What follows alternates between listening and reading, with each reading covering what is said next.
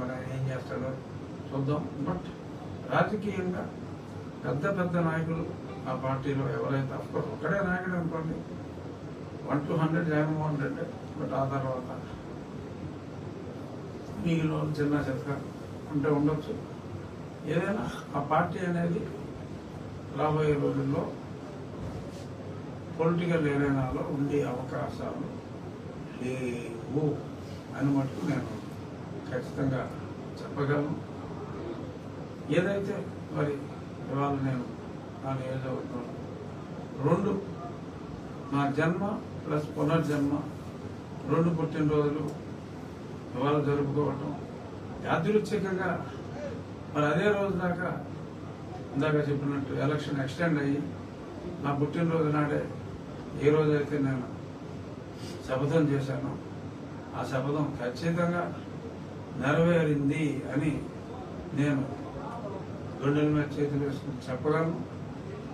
నా ఆశయం ఏ ఆశయం కోసం వెంకటేశ్వరరావు బ్రతికించాడో ఆశయం నెరవేరింది. అడ్వాన్స్గానే నేను at the earliest before the result నేను తిరుపతి వెళ్ళి వెంకటేశ్వరం దర్శనం చేసుకుని అడ్వాన్స్గానే నా కృతజ్ఞతలు, ప్రజల కోరికని మన్నించినందుకు, ప్రజలకి రాజ్యాంగ హక్కులు తిరిగి కల్పించినందుకు నేను నిత్యం కొలిచే వెంకటేశ్వరాన్ని దర్శించుకొని నేను కృతజ్ఞతలు తెలియజేస్తాను. ఇవాళ ప్రజలందరూ ఉత్కంఠగా ఎదురు చూసేది రిజల్ట్ ఏమవుతుందని. అందుకని ఈరోజు ఈ రచ్చబండ నిశ్చింతగా ఉండండి. ప్రజాస్వామ్యాన్ని కోరుకునే వాళ్ళందరూ నిశ్చింతగా ఉండండి. ఎన్నాళ్ళు బాధపడిన వాళ్ళందరూ నిశ్చింతగా ఉండండి. జగన్మోహన్ రెడ్డి అనే వ్యక్తి రాజకీయ చిత్రపటంలో లేకుండా పోతున్నాడు. ఏదో ఆ సాక్షి పేపర్ చూసి తెలియక ఎవరన్నా తెంగరవాళ్ళు మా జిల్లాలోకి బాగా బెట్టింగ్ సరదాలు ఎక్కువ, ఏదైనా కాశారంటే పోతారు అని, సరే మా పార్టీ వాళ్ళే బాగుపడతారు, అది వేరే విషయం. కానీ మీరైనా పాడైపోవాలని చెప్పి నేను ఎందుకు కోరుకోవాలి అని చేత దయచేసి చెప్పిన తర్వాత కూడా ఇంకెవరన్నా పిచ్చోడు కాసుకుంటే అది వేరే విషయం, మనం ఏం చేయలేం. సాక్షి పాఠకులకి నా మనవి. ఇక ఒకటి చెప్పాలి, ఒక అపప్రద నా మీద వేశారు. ఏంటంటే నేను సాక్షి పేపర్లో, సాక్షి ఛానల్లో పదే పదే స్క్రోలింగ్లో కూడా వేశారు. నా ప్రత్యర్థులు కూడా సోషల్ మీడియాలో బాగా తిప్పారు. ఏంటంటే నేను క్రైస్తవ ద్వేషిని అని చెప్పి చాలా దారుణంగా చేశారు. అది చాలా దారుణం. ఎందుకంటే నేను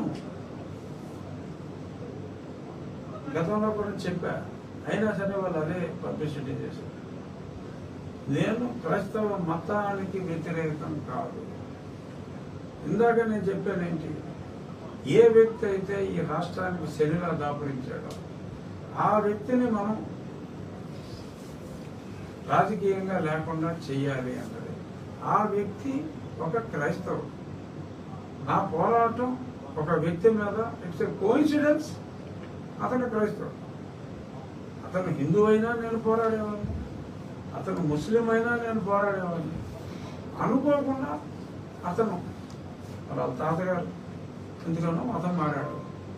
ఏ ఉద్యోగం లేక ఒక చర్చి దగ్గర గంటలు కొడతానుకో, గేటు దగ్గర వాళ్ళ ముత్తాతకు తండ్రులకు ఉద్యోగం కోసం ఏదో మతం మారాలరా అంటే ఆయన మతం మారాడంట. అలా అనుకోకుండా ఆయన క్రైస్తవుడు అయ్యాడు. తప్పులేదు, ఎవరైనా ఏ మతమైనా తీసుకోవచ్చు.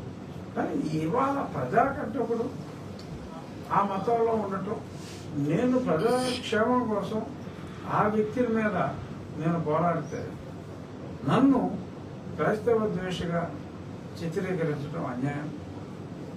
నేను మిషనరీ స్కూల్స్లో చదువుకున్నాను, మిషనరీ కాలేజ్, లైలా కాలేజీలో చదువుకున్నాను.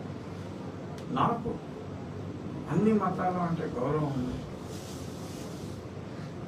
నేను చెప్పేది ఒకటే, నాకు తెలుసు బైబిల్ గురించి సంపూర్ణమైన అవగాహన ఉంది.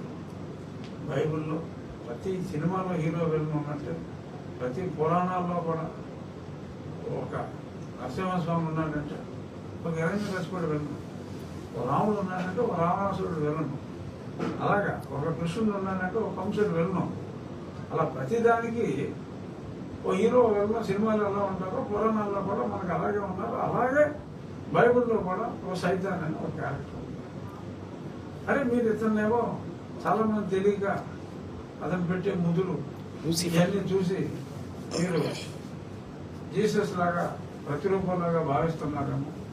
ఒకవేళ అలాంటి ప్రతిరూపాలు ఉంటే అతను సైతానికి ప్రతిరూపం తప్ప జీసస్కి ప్రతిరూపం కాదు అని కూడా నేను చెప్పడం జరిగింది. అయినప్పటికీ కావాలని పనిగట్టుకుని నా మీద ఇలాంటి దుష్ప్రచారం చేశారు. దానివల్ల రాజకీయంగా